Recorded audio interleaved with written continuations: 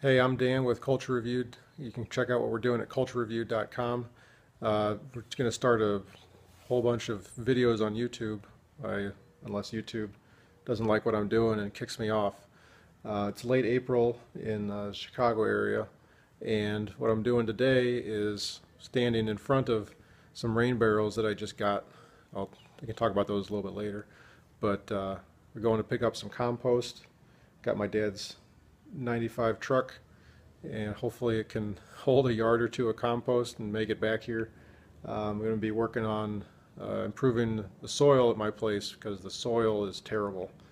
It just looks like black goo, and hopefully we can get some compost in it, get some nutrients going in there, and we'll start planting stuff eventually. But right now I gotta go get some compost, so I'll bring you along a little bit. Alright, on the road, trying to get out of suburbia. My wife and I live in a neighborhood, you know, just typical cookie cutter yards, cookie cutter houses, but going about 20 minutes out of town and getting to the country. There's nothing I love better than driving a big truck, not that big, but driving a truck and taking that drive into the country. Get away from some of the traffic and the stupid people driving all over the place. Anyway, you might ask, why am I going to get a yard or more, I don't know how much the truck will hold, of compost? And why would I even bother growing my own food, especially in a just a regular suburban backyard? It started when we moved out here, or back out here. We're out in McHenry County, Illinois. I've been here the majority of my life, and when we came back out here, we realized there was a whole bunch of farmers markets around. So we're like, oh, let's go to the farmers market. Well, you go there and you're used to store-bought food, and initially it was honey. You know, I've been eating honey from the Costco, the Kirkland brand, forever. I was like, oh, this is good. You know, it's affordable, whatever. But then you try some like actual, you know, farm fresh honey that hasn't been you know, filtered or heated, which destroys a lot of the beneficial properties of honey. And it's, you know, it's got a little bit of the pollen still in there. It's all thick and stuff. It's not runny and gooey. And like, oh, you can just tell instantly the quality of this stuff, of stuff that isn't mass produced, is just a million times better. And it tastes better, and I mean, you know, it's better for you. I have hay fever in the spring, and honey helps with that. Now, the more local the honey is, the better, but you know, it's fairly local compared to, you know, completely processed. So, you know, that's my example. But you know, you try any of the vegetables from the farmers markets, the fruit, you can just instantly tell that it's so much different. Just pops in your mouth. It's like there's a party in my mouth and everyone's invited. So I'm going there. I'm going to this place to pick up some compost. This is really literally my first step, other than picking up my dad's truck, to building up some of my soil, and get it actually ready to be able to grow some of my own food. So I've got young kids. I've got a 1-year-old and 4-year-old boy, and I don't want them eating all this, you know, mass-produced food with who knows what in it, you know, Roundup and whatever other kind of chemicals they're putting on this stuff. And plus, I'm getting older. I'm almost 34 as I record this, and you know, I can feel my body starting to slow down a little bit, and I need to take better care of myself.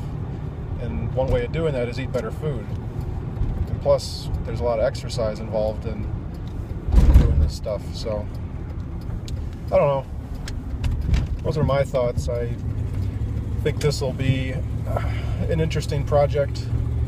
I did a little bit of gardening at our old place, but that was more it was more cookie cutter, more formulaic.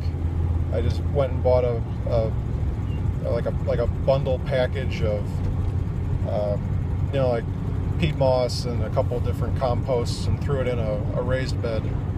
But what I'm doing with this compost is we'll use it for some bushes like blackberry, elderberry, raspberry. And then phase 2 is going to be raised beds, which I'll probably go back to a little bit more of the formulaic way of doing that, just to get it off the ground and get some veggies going. So I'm almost to this place, which I have no idea where it is, so try not to crash and run into anybody, although we're in the country, so there's not a lot of people around anymore. Just kind of the way that I like it. Don't tell most of the people that I have to deal with on a daily basis. So we'll go from here and see what's next. Alright, just got the compost. Fairly painless. I'm feeling better already. I don't know about you. We got a truck bed full of compost and a sunny spring day in the country, driving a truck. I don't think it gets much better than this. And I'm in a better mood because I found out that they have a compost soil mix. This cubic yard of compost was $20, and they've got the compost soil mix for $50. So that just solves my raised garden bed problem of I wasn't sure how I was going to get enough soil for it, or where I was going to get the soil, because you can get soil off Craigslist, but you never know what's in it. So now I can move forward with the raised beds once I get this done, which all this is going basically the edge of the house, edge of the deck. I think I'm gonna have a little bit left over, but we'll see. So I am excited about that. Now, since I'm still in the country, I can spend a little bit less time paying attention to the road than once I get back in town. But there's another thing I was just thinking about. I used Waze, the app Waze, to get here, W-A-Z-E. It's a GPS app, but it gives you the best route to go based on traffic. And it told me to go one way, which you cross over a busy highway in the country.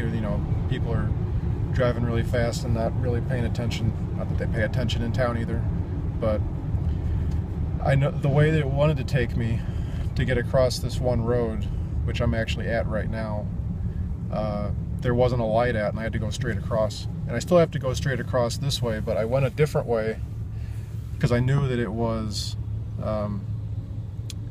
it'd be a better way to go, so I wouldn't have to cross that at that particular intersection. And I got to this intersection on the same road, just a little bit farther south, but there's a light here, so I don't have to go across a 2-lane country highway and all the way across traffic. Not that I would have any problems, but it just eliminates the possibility of not seeing someone or the truck stalling or something and getting stuck and getting hit or hitting somebody, because you don't have a stoplight, you don't have a stop sign. My point is, drive in a way that is smart. Like, I try not to put myself in situations like that where there's intersections, like busy intersections, that I have to turn left on, especially if it's like a 4-lane road, because you just miss one thing and you never know. I mean, I'm wearing a seatbelt. I always wear a seatbelt. Sometimes I like to take corners a little fast, which it's helpful to have a seatbelt, otherwise you start sliding around a little bit. But the point is, my opinion is, be very careful with the routes that you go.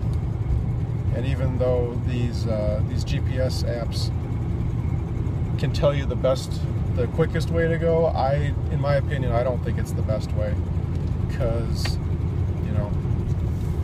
you make a mistake and there's consequences, and sometimes they're eternal and forever. So anyway, I'm starting to bum myself out, even though I have all this wonderful, nice, lovely compost in the back of my truck. So I am getting back into town now, and there's construction and everybody's stopped. Of course, there's construction. This is Illinois.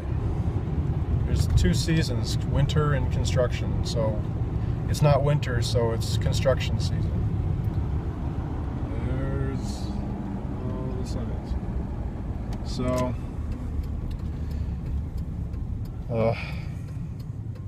you'll be hearing more about my thoughts on Illinois, but not right now. Today I'm trying to better Illinois by improving some of its soils, a 1/4 acre of its soil. So I'm going to get home and get on that and put my 4-year-old son to work and break out his little shovels and break out my shovels and start breaking some ground. Okay, so I'm back in the backyard, and as you can see, a lot of compost. I didn't have the time or a tripod to film me doing it, because I don't have a tripod and my wife had to go run errands, so I got it done within about 45 minutes. This is going to be, we'll call Berry Bush Central. So I plan on putting a bunch of maybe blackberries and raspberries, and we'll see what else we can fit in. I'm going to go around those hostas because the wife wants to keep them, and well, happy wife, happy life. So this is what we're looking at, and I'm going to till tomorrow, and then I'll mulch right after that. If I should have time, but that's the plan. So tilling and mulching tomorrow, and then I got to figure out what plants I'm gonna buy and where I'm gonna buy them from. I've looked at Rain Tree Nursery, Stark Brothers Nursery. I think there was a couple more, but I can't remember. But we'll see who's got what, and yeah, I think that'll be it. Later.